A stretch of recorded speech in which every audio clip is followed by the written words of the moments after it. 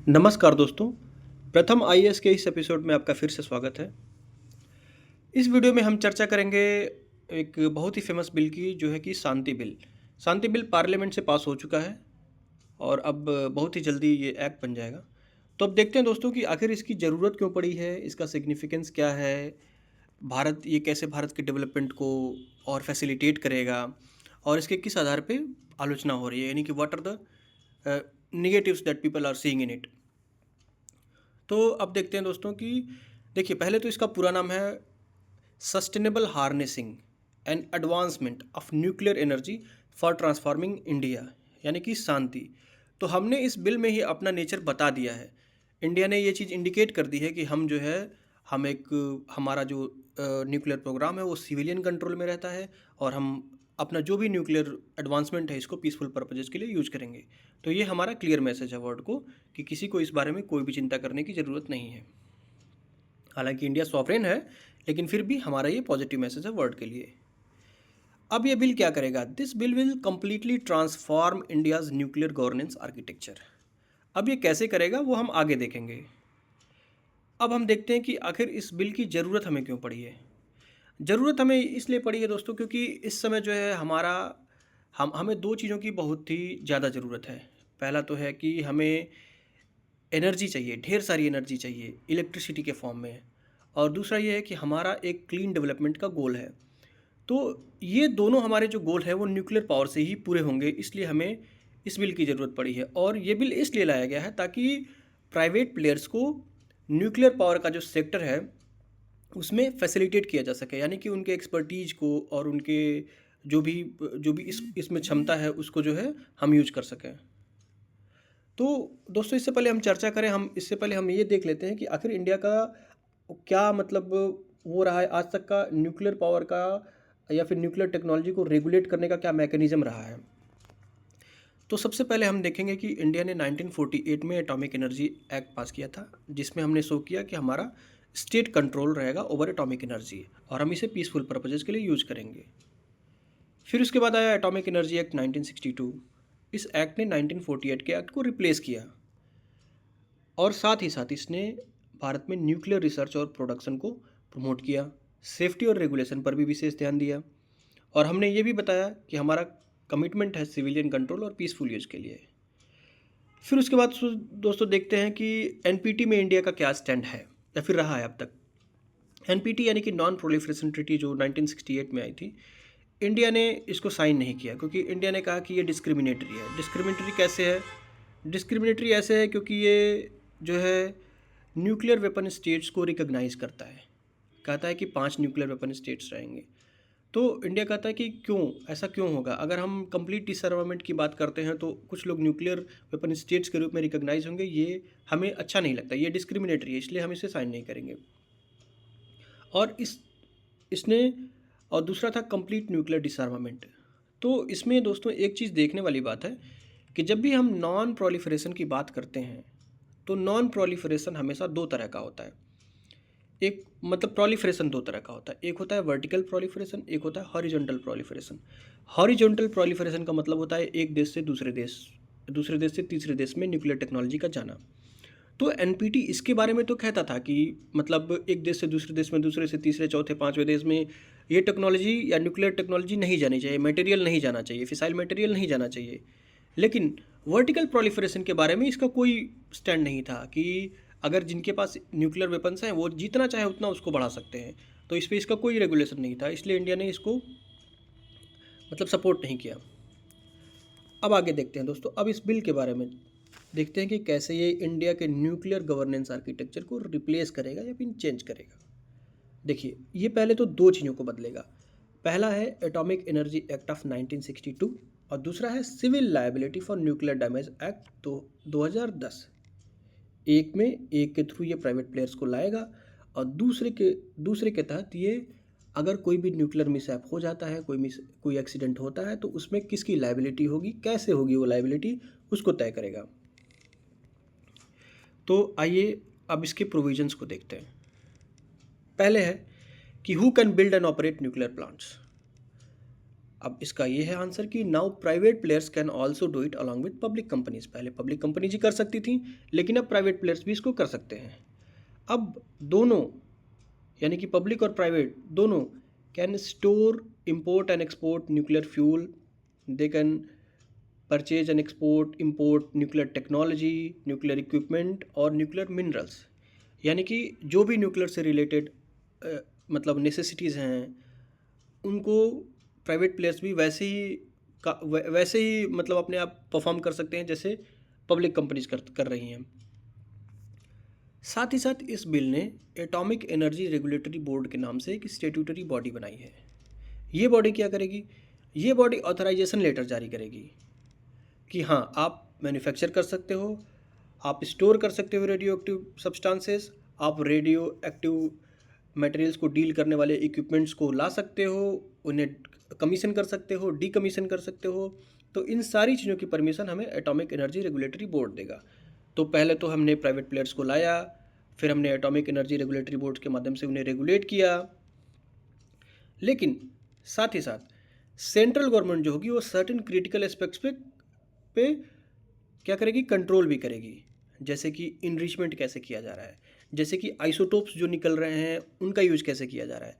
और आप एक चीज़ और जानिए कि कभी भी जब न्यूक्लियर एनर्जी या फिर न्यूक्लियर मटेरियल्स बर्न होते हैं तो उनके साथ जो बाय प्रोडक्ट्स निकलते हैं दे आर इक्वली इंपॉर्टेंट। वो भी बहुत ही मतलब उनका सिग्निफिकेंस बहुत ज़्यादा होता है।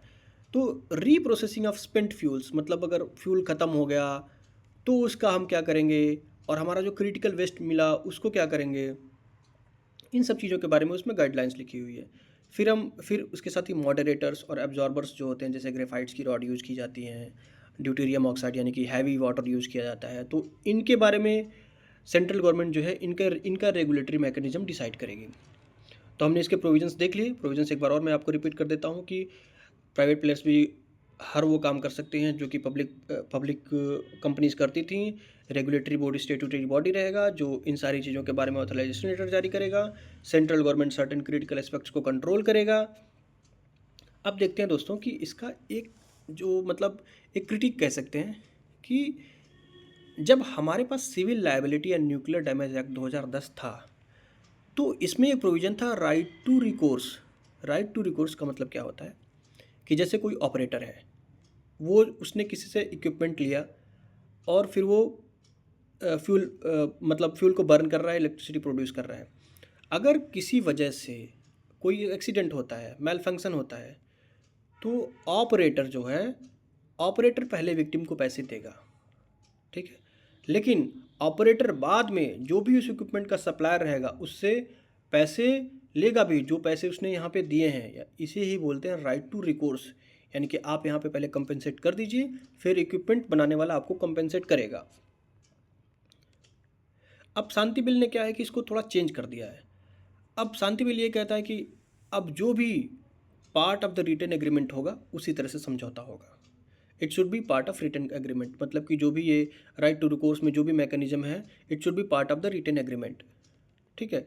और हम डिसीजन जो लेंगे वो इंटेंशन बेस्ड जजमेंट लेंगे कि जैसे आखिर क्या कारण था कि क्यों एक्सीडेंट हुआ, मतलब इसके व्हाट व्हेन हाउ सारी चीज़ों को मतलब कंसीडर करके एक निर्णय लेंगे। तो जैसे हमने जो है एक मैसेज देना चाहा है प्राइवेट प्लेयर्स को भी कि भाई हम जस्टिस करेंगे। मतलब ऐसा नहीं कि कोई बात हुई या फिर कोई भी ऐसी दुर्घटना हुई तो हम आपको मतलब एट फर्स्ट ही हम आपको मान लेंगे कि नहीं आप जिम्मेदार हो। नहीं, हम उसका एनालिसिस करेंगे और फिर हम देखेंगे कि आखिर इसमें हुआ क्या है, ठीक है। ये सब प्राइवेट प्लेयर्स को प्रमोट करने के लिए है। अब पहले क्या था कि फ्लैट लाइबिलिटी लिमिट थी, यानी कि 1500 करोड़ ऑपरेटर को देना ही देना है। अब क्या है, अब इसे बदल दिया गया है ग्रेडेड लाइबिलिटी कैप में। ग्रेडेड लाइबिलिटी कैप का मतलब है कि जो पावर प्लांट का साइज़ कितना है, ठीक है, उसकी कैपेसिटी कितनी है, उस हिसाब से जो लाइबिलिटी को निर्धारित किया जाएगा। देखिए दोस्तों, ये जो आलोचना हो रही है इस बिल की और इसके माध्यम से जो भी इंडिया करना चाह रहा है, उस आलोचना का एक आधार ये है कि एक्चुअली क्या है कि न्यूक्लियर एक्सीडेंट जो होता है ये it is very serious incident. मतलब इसको कभी हम हल्के में नहीं ले सकते, क्योंकि the havoc and the destruction that it creates last for so many generations, और एट ए मोमेंट उसको कंट्रोल कर पाना भी is not an easy task. It requires a lot of technology, requires lot of expertise, बहुत सारी जानें भी जा सकती हैं। तो इसलिए इन सारी चीज़ों को ध्यान रखना ज़रूरी है। तो लोगों को लगता है कि इंडियन गवर्नमेंट शायद इसमें ढील दे रही है, लेकिन देखते हैं, वो तो फिर आगे हमें पता चलेगा कि कैसे क्या होता है। अगर हमारा मैकेनिज्म स्ट्रांग रहेगा, अगर हमारा पास करने का तरीका अच्छा रहेगा, तो maybe we would be successful in this.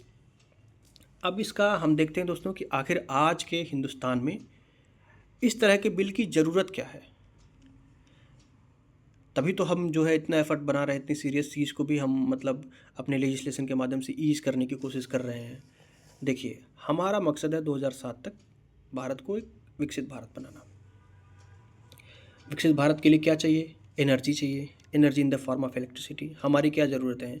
पहला है ग्रोइंग एनर्जी डिमांड और दूसरा है क्लीन एनर्जी कमिटमेंट। अब जैसे जैसे इंडस्ट्रियलाइजेशन बढ़ रहा है, अर्बनाइजेशन बढ़ रहा है, हमारी इमर्जिंग एनर्जी नीड्स में डेटा सेंटर्स हैं, ऑटोमेशन है, फोर्थ इंडस्ट्रियल रिवॉल्यूशन है, डिजिटल पब्लिक इंफ्रास्ट्रक्चर है, इलेक्ट्रिफिकेशन हर चीज़ का हो रहा है। तो इन सब के लिए हमें एनर्जी चाहिए, इलेक्ट्रिसिटी चाहिए।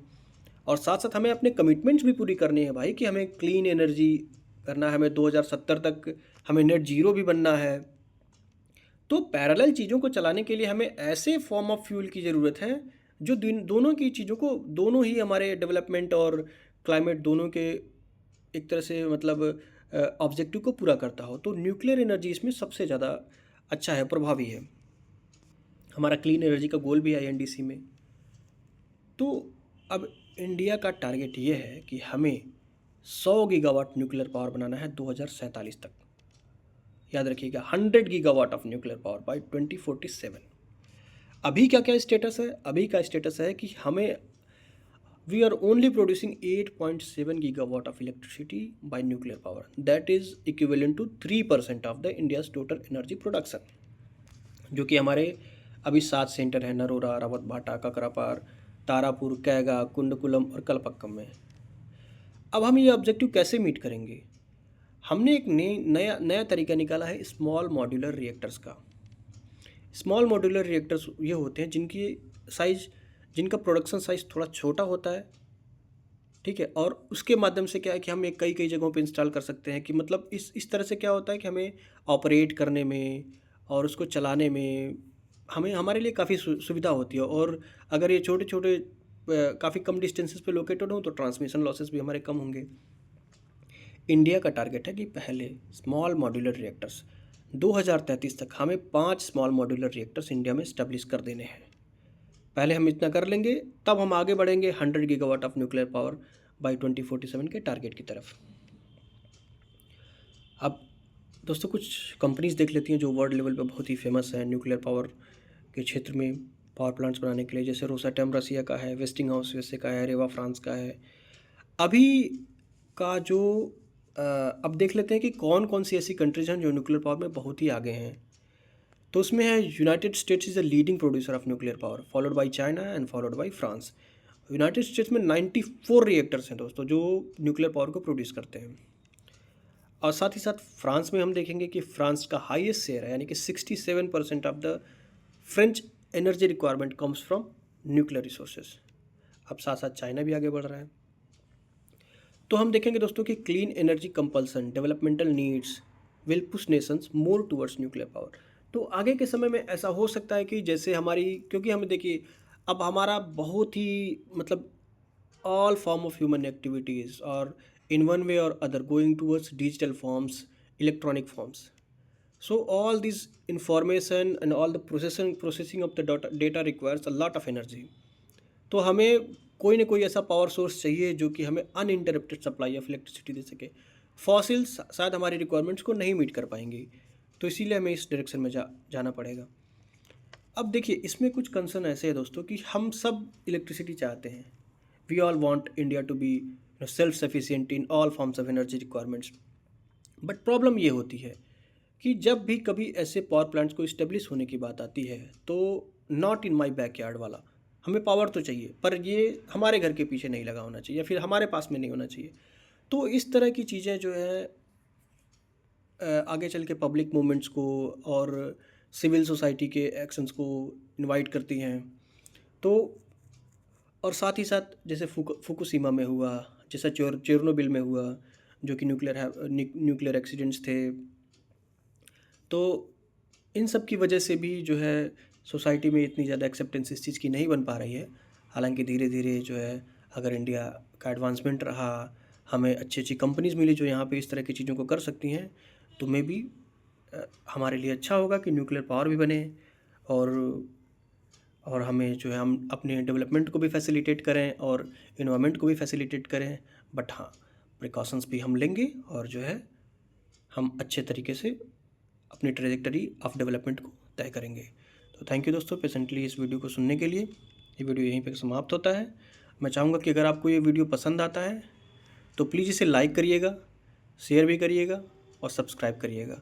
और हाँ, अगर आपको ये वीडियो अच्छी लगती है और आप कमेंट करेंगे, हमें कुछ सुझाव देंगे कि किस तरह से हम वीडियो को और इम्प्रूव कर सकते हैं, तो आप लोगों का बहुत बहुत स्वागत है। थैंक यू दोस्तों, थैंक यू सो मच।